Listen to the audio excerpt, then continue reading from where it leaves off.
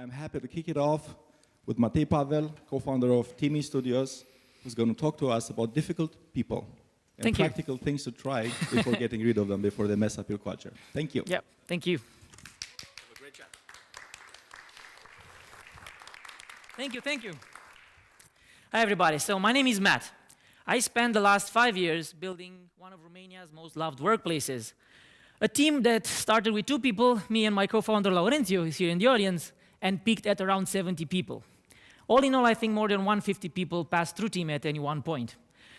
But the coolest thing about Timmy was that everybody loved coming to work. You would have people there in the morning, you would have people there at night, you would have people there in the weekends, and nobody ever told them to do that. So if things needed to get done, they would simply get done. I think the best thing that we did to make that happen is that we did not build a company, we built relationships. I want to pause for a second because that's the cornerstone of my philosophy regarding building a great company culture. It's not about the company culture.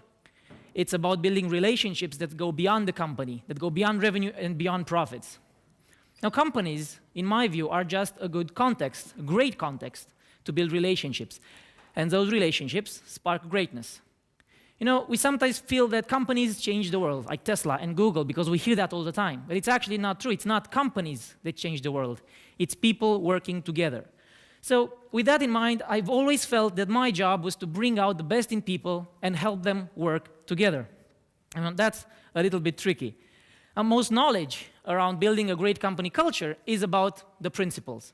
Now, the things that you have to set up in place in the work environment so that those principles are most likely to be upheld. Just like Daniel talked yesterday from UiPath about their company culture and how the underlying principles are. However, once you read all the books about the company culture, once you hear all the speakers talk and listen to the podcasts and read all the articles, then reality kicks in. And the reality is this: when people come to work, they come with their full personalities, with their desires, with their fears, with their insecurities, with their frustrations. Now, a lot of people would like for the personal stuff to be just kept at home. Just don't bring them to the office. But that's just impossible, because people are not robots. You cannot turn on and off your personal things just to be a working machine. So once you realize this really, really basic fact, you understand that the only way, in my view, to make a bunch of diverse personalities work together towards the same goal is to treat them as individuals, not as categories, not as statistics, definitely not as typologies. And the only way to do that is to actually genuinely care about them more than you care about the company. Now that's a little bit tricky because that requires you to get personal. And people are afraid of getting personal for a bunch of reasons. One, you feel like you maybe lose your authority.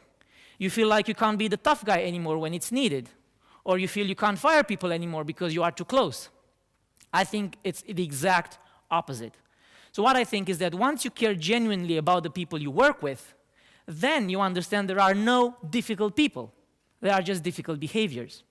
And that kind of puts things in perspective, because once you have to fix a problem, it's not you against somebody.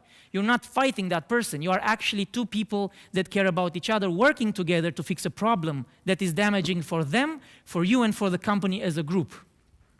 So I think that was probably one of my most important roles in Timmy, handling difficult behaviors. And if you think about it, there's only 2 other options that you have, unless you want to handle them. So one of them is to ignore it, ignore difficult behaviors, and that makes the person become toxic. And once that toxicity kind of spreads around the company, it's kind of really difficult to bring it back. It spreads to a level where, in my experience, it's very, very hard to fix it. The other option is to fire people. As we know, losing talent is not a great solution because talent is hard to find. Don't get me wrong. I think that firing people is definitely something you have to do, and you don't have to think a lot about it. But it shouldn't be your go-to solution. It should be something that you consider as an ultimate, last solution that you're taking into account if that person cannot kind of fit in your company culture. Preparing for this presentation, I spent a lot of time going down memory lane and remembering all the difficult people that we've had to deal with at Timmy, and I mean difficult behaviors, that we've had to fix, we'd have to handle so that the culture that we kept for so long stays alive. there were so many of them that I couldn't actually select a really small number that we can go through today. So I've selected a few that are the most, I think, the most difficult to spot.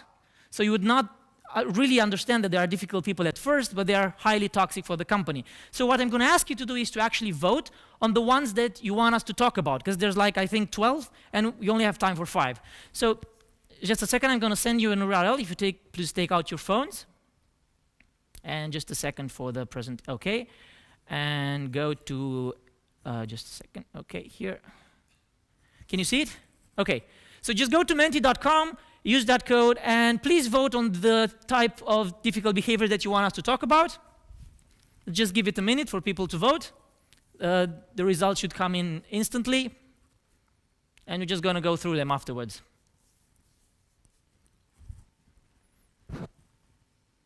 When you finish voting, can you raise a hand so I can see that maybe there's no problem with the technology?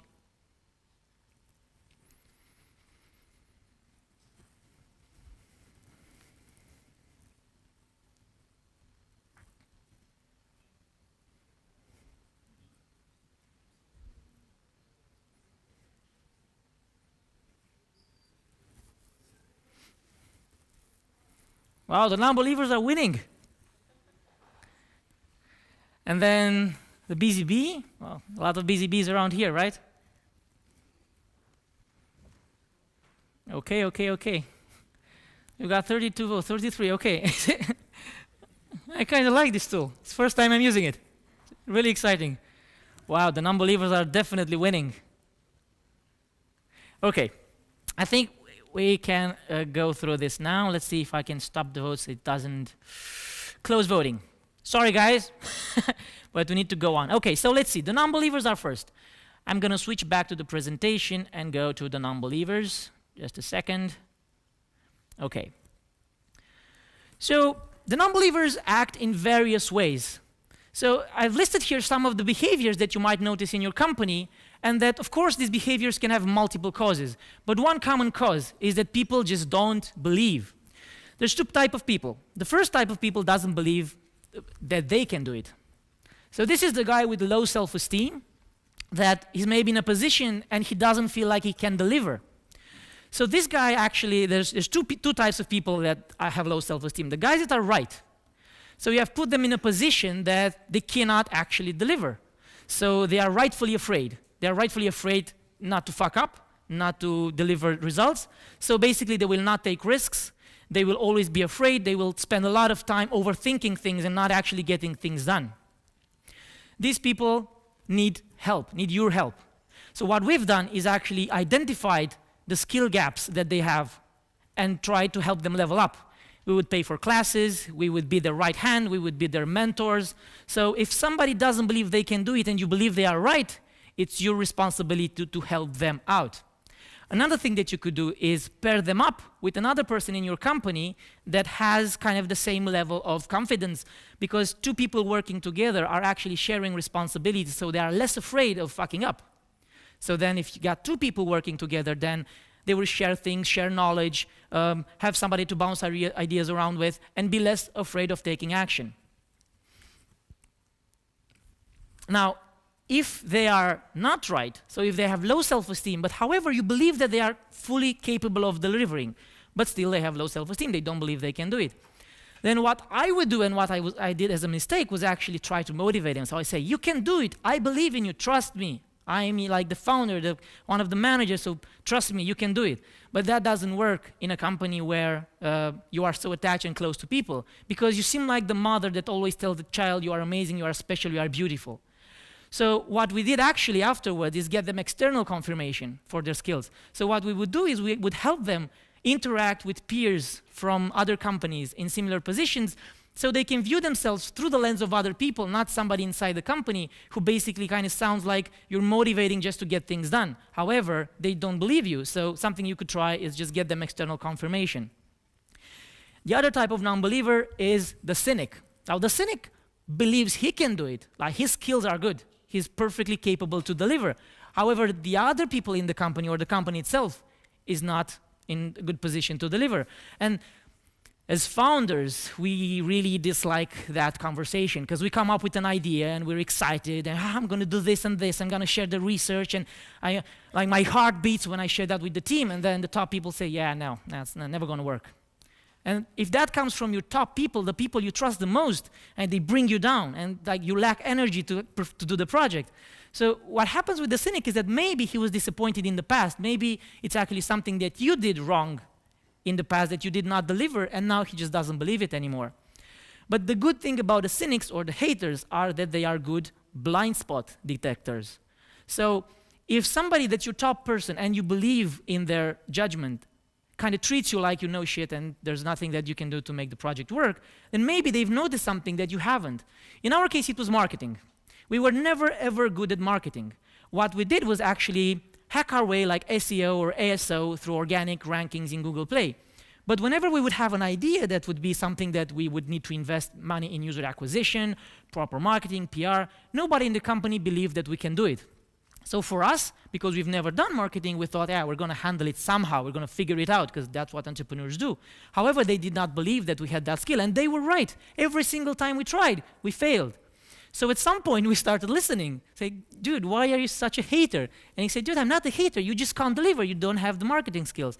Now, if you figure out that they're right, the thing that you need to do is to actually prove them wrong. So don't just leave it like, "Yeah, I'm going to show you at the end of the project." Like, you do your best to finish the project, disregard his opinion, and like dream that at the end you'll come and say, "Ha, I told you so." Because you need that person to be part of the company, part of the project, part of the team. So you need that step by step to show him that you understand what you're missing. And like, for example, in our case, we hire a good marketing person. We set up a marketing budget. We have the marketing person kind of explain to the whole team what they're going to do. So you need to raise their level of confidence that the companies themselves can do it, because only then they will put in their 100%. And you need your top people to give it the 100%, because otherwise it's unlikely that you'll succeed. Okay, now what was the second one? The second one, I think, was the guy who takes all the credit, if not mistaken. Let me check. Yeah, the one who takes all the credit. Funny story about this guy. 12 years ago, I was working as a web developer in a team of 5 people. And whenever our CEO would send an email saying, "This needs to get done really fast," because there was no management structure, we would just choose whoever of us was available and just start fixing the problem. But at the end, always, there was one single person who would just reply to the CEO, "Done." Always the same person, regardless of who did the work.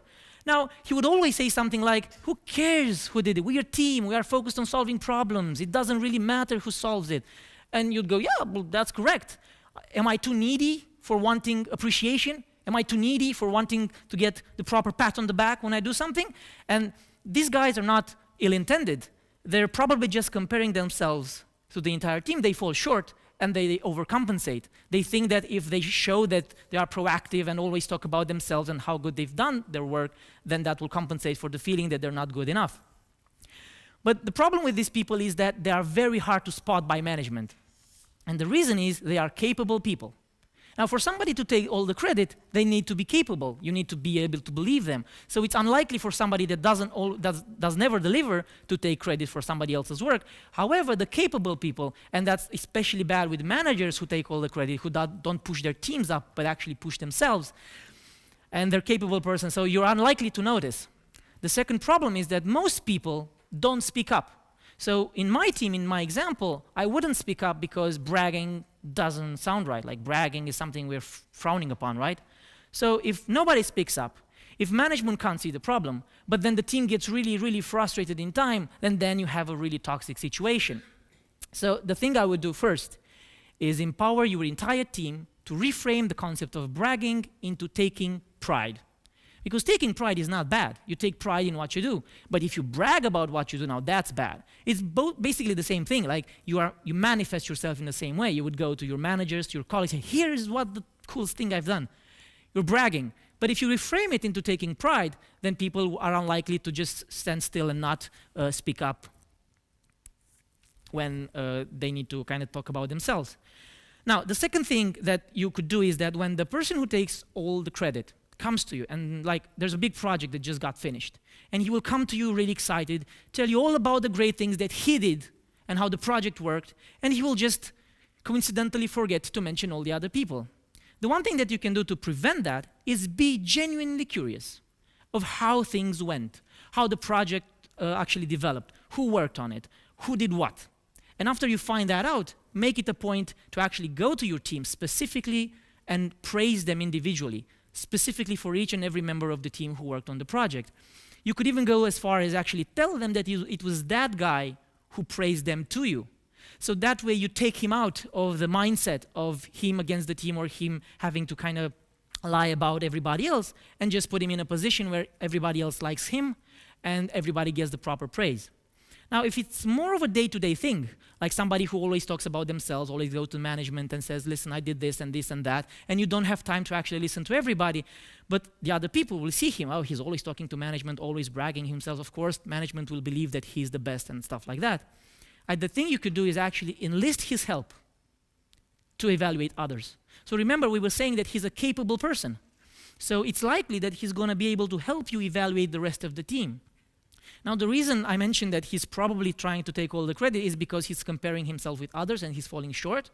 So if you take him out of that competition and he feels that he gets the praise needed from another type of activity, which is evaluating others, then he doesn't need to compete with others in the company. He's actually he feels like he's a superior person somehow. He's in a position that others don't have, and which is not bad because you get the better view of the performance of your team. You are teaching him how to evaluate others, and you're taking him out of the bad competition that he feels he is in. Okay, what was the next one? I'm really focusing on really specific things that you could try. Don't expect this to be exhaustive. For every type of difficult behavior, we could talk for hours because there's so many psychological things going in the background. I'm just highlighting a few things that are really easy to try and practical. The BZB, okay. Let's go to the BZB, here it is. The BZB. I call it the BZB because when you are out and about and you see a bee just flying around, there's no flowers around, it's just coming to you and on your food and on your face. And they look busy, but they're not actually doing their job. Their job should be go to flowers, take pollen, take it to the nest, right? Or whatever it is. And similarly, in companies, you've got people who just like spend all their days at the computer. They rarely get away. And they look really busy, but you have no idea what they're doing. What's taking them so long? What possibly can be that complicated that they can't afford to take a breath of fresh air? The problem with those people is that other people that notice they are busy, they don't want to bother them. So they're just creating this kind of isolation bubble around them because they look busy. Sometimes it happens to me. I am focused on my computer and I see somebody, no, he's busy, I'm not going to say something. I'm not going to say anything. And kind of that stops communication in the company. Well, in our case, the busy bee was actually a person who is generally afraid that she will fuck up. And because they are so afraid, they will keep overthinking what they have to do time and time again. They will start, okay, what format should this be report in? So colors, Excel, numbers, no notepad, WordPad. Doesn't really matter because they will overthink because they're afraid that if somebody notices and if they stop being busy, somebody will know. So the busy bee is actually really afraid. That's from my experience. So things that you could do. Break down the projects in really small steps. So you could avoid the pattern where they go in, where they kind of have so many things to put together that they don't know where to start and they keep overthinking. If you break down the projects in really small steps, at least for a while before they kind of get into it, then it will be easier for them to actually deliver small things. So for example, instead of saying, I want a report with all the sales numbers for last month, you could say, hey, you have this sales guy, it's a new guy, just tell me how many sales did he generate? And after they come back with the answer, you say, oh, nice. So how many calls do you think he made to do that? So you are teaching them how to do their job in a way that doesn't sound like a class, but also helps them not go into overthinking mode. And the second thing you could do is just map out the process. So, okay, we've got the report to do. What are the data sources? What is the format? What columns do we need? And just walk them through it, not as if you don't believe they can do it, but just something to say like, I want to really make sure that you understand what I want. So it's me, it's not you. It's not that you're not capable. It's just me trying to make sure that I get it in a certain way that I know I can use it really fast. And I think the busy bee could be one of your most valuable workers because they are so dedicated. They really want to perform, but you have to move them over the fear. Okay, which one was next? The busy with the motivational fluff. Oh, I love the guy because it's usually us. Let me find the slide. Okay, so the motivational fluff is generally the manager or the young leader who speaks in things that smart people have written in books, right? In a team, the most important is, in a company, the most important is a team. You need to care about your people, just like somebody mentioned earlier. The problem with the young leaders is that they don't have the experience to correlate that with actions. So a lot of times, you will see this motivational guy who's seen a lot of motivational videos and read like Ben Horowitz, and he's read Peter Thiel and Jeff Bezos and everybody else, and then he will speak like he's like really feels and he really believes what those people do. And he just really believes it, but it's like religion. He hasn't had time to actually explain to himself what that really means. So for example, people, like young leader will say, this is our company. We work together because this is our company. And then what he thinks is, because yeah, it's a cool place to work, we like each other, and then the employees think, yeah, but where are my shares? Where's my profit? Where's my decision power? So it's a disconnect. So the only thing that I know how to fix, the only way I know how to fix this is one, if that's you, own it. Own it. Realize that however confident you are about what you're saying, if you're not 99 years old and on your deathbed, there's still things to learn. So it's likely that you're lying without actually intending to lie. So what you do is actually tell them, listen guys, now this is what I believe, this is what I want to make happen. However, I might be wrong. I might do things that are not related, that you seem that are disconnected. So speak up. Come to me and tell me where I'm making a mistake. And I promise that I will make the best out of trying to fix it.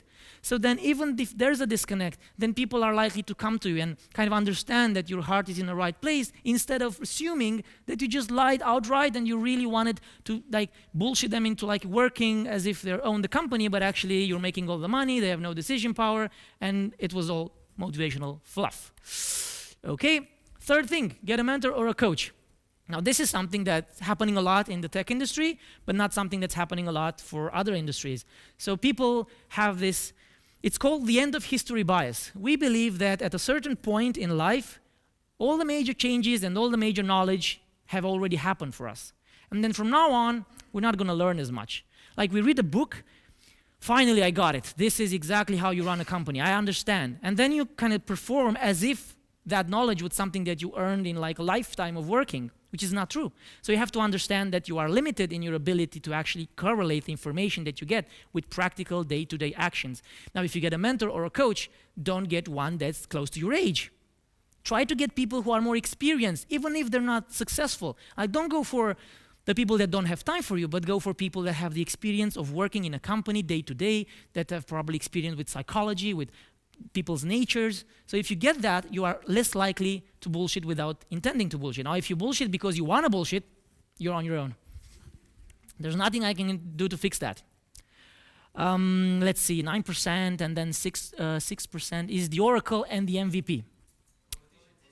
Politician, whoa, I missed that. Oh, 9%. Of course, 9%. Okay, politician. Well, the politician is a tricky beast. So generally, it's a manager. In our case, it was the COO. Now, we hired him because we, as startup people, are chaotic. We don't know procedures. We don't know systems. And the team is built by us, so in the same manner. So we hired a COO from a big company who has managed hundreds of people to help us fix that. But what he would do is actually, when he had a problem and he would fail at the project, he would generally blame it on legacy problems. So he would tell us, the founders, yeah, you know, the team is working in this startup mode. I'm trying to change it. It's not there yet, but trust me, I'm there. And then he would tell the team, yeah, the founders, they're still having problems with migrating from a startup mentality to a serious company. So don't worry, I'm working on it. So this is a guy who usually says, I take full responsibility. However, when there's consequences to be suffered, he won't suffer them. He will just say that something outside of his control happened. Now, I'm calling him the politician because he's kind of masking, in a very masterful way, inefficiency with words. And everybody likes him. You trust him. The team trusts him. And it's unlikely for you to think, okay, I'm going to fire this guy, because if everybody likes him, why are you firing him? Because people think he's doing a good job. You actually think he's doing a good job as well. Now, the politician is really, really, really easy to handle. You just create the environment where he cannot show up. And politicians cannot show up in a culture of full transparency. There is no way for them to spin or rephrase or repackage messages if everybody in the company is aware of everything that's happening. So in our case, if we went and told the team, listen, this is this guy's responsibility, it's hands off, we're not going to do anything, 3 months from now we're going to look at results. So he can't go and say it was these people who changed direction after 2 weeks. It's just on him. So even if that doesn't really improve his performance, it will make it unlikely for other people to just believe whatever he says. So in a company with full transparency, politicians are unlikely to exist. And the way you do that is using one of the most powerful instruments we've ever used for the company culture, monthly meetings. Some people call them town hall meetings, all hands on deck meetings. We call them monthly reports. And instead of just going there and updating people on what else happened in the company in the past month, use those meetings to reinforce good behavior. At that meeting, you could actually teach them about bragging not equals taking pride, right? That's the perfect moment. When you have a monthly meeting and people listen to you, then that's your cue to actually be the inspirational guy, but just focus on really specific things, really specific behaviors. And sometimes I would just make up examples. I would say, in my previous company, we had this and this and that, and it was not true, but it was a showcase of a typical behavior that kind of makes a lot of sense, but people need to hear it. And the thing is that if you do that consistently, it generates the underlying principles of the company. And transparency is one of them. If you are transparent, then the politician cannot show up. Now remember that you have to care about these people. So you don't hate the politician like you hate real world politicians. The politician is actually somebody who's on your team, you hired him for his skills, so you want him to perform. So if you want that, you have to figure out why he's inefficient. He's likely to love being efficient and getting praise for that more than actually doing it as a politician. Because as a politician, you always live in fear that you will be discovered. But if you help him deliver, if you kind of sit him down and say, listen, something's not working. I understand that it's company legacy, I understand, but something is not working. Tell me what help you need. What classes, what mentors, what resources. And you help him deliver. And once you help him deliver, it will be less and less likely for him to try to kind of mix things up so that he looks good. Because he actually looks good. He can earn his appreciation. He can earn his status in the company. But you need to care about that. So never hate your people, because they're your people, and you have to love them. I love every single person that was part of Timmy, and I genuinely care about them. So if you do that, you'll realize that even the politician, the guy who takes all the credit, everybody else, they're not bad people. You just need your help, and it's your responsibility to do it. Do we have time? 1 minute? Oh, really fast. Which one was the other one? The Oracle. Okay, really, really fast Oracle. Have you guys seen The Matrix? Okay, so you've got the Oracle. This is usually a guy or a girl, of course, that has been with the company early on. They have done a lot of things.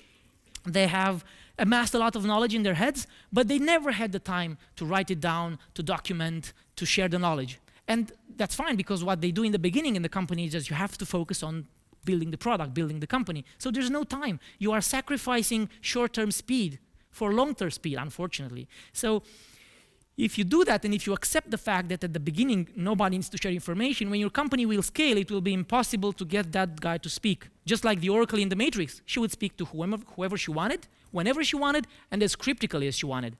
In our case, it was a guy who just didn't like sharing knowledge. He didn't like being questioned. He hated that people didn't understand instantly. He just said, yeah, just give it to me, I'll fix it. But he's just one guy, and he will not be able to do it. So the only way to fix that, it's a really simple, basic one. You need to enforce knowledge sharing from the very first day. Like documenting code, writing about what you tried and what the results were. That is not a side project for the team. That is not something that you sometimes think about at the end of 2-3 months. That is actually part of your job description, every single person in the company. Because then when you're scaling, you will not make the same mistakes. You will not kind of forget something that happened. You will not have a blocking individual that everything has to pass through. That is really, really important. We learned that the hard way. It took us 4 years to actually try to fix it. And it was really, really bad for the company. Now, we don't have time for all the rest, unfortunately. However, I was thinking that if you guys are interested, we could have like a online free webinar or something to continue conversing about this. So to get in touch, just look me up on any social channel, just LinkedIn, Facebook, doesn't really matter. And we'll try to set something up for next week if you guys think you're interested in whatever was next and a lot more questions. Yeah. Perfectly. So just Matei Pavel, just search for me wherever, because I didn't have time to set up the actual sign-up page, whatever. So I know that there's a lot of information, and we have just barely scratched the surface with these typologies. Even these ones have a lot more psychological background that we would need to get into. But yeah, if you search for my name, I will just make sure I connect everybody from all the different social networks, and we'll set something up for next week. Thank you. Do you have time for questions, maybe? One small question? One small question. Or just keep them for the webinar? No? Okay. Oh, yeah, go ahead. Okay. Well, the thing with trust is that it takes time. It's really a function of time. So you have to be consistent. Consistency earns trust. So whatever you do, even if your vision is, I don't care, if you don't deliver in the first day, I'm going to fire you. That's your vision, doesn't matter. But you have to do it consistently. So people will trust that, okay, I know who this guy is. I know what he's doing. If you want to build trust, you have to be consistent. And that's why if you're the motivational fluff, it's really hard for people to trust you. That's why you need to take that full on. Because otherwise, 1 year from now, you're going to say, yeah, now we're going to do that. Yeah, right. Yeah, he's told us that so many times before. So trust is a function of time, and you just have to be consistent, in my view. Thank you so much. Full round of applause for Matei, please. Thank you.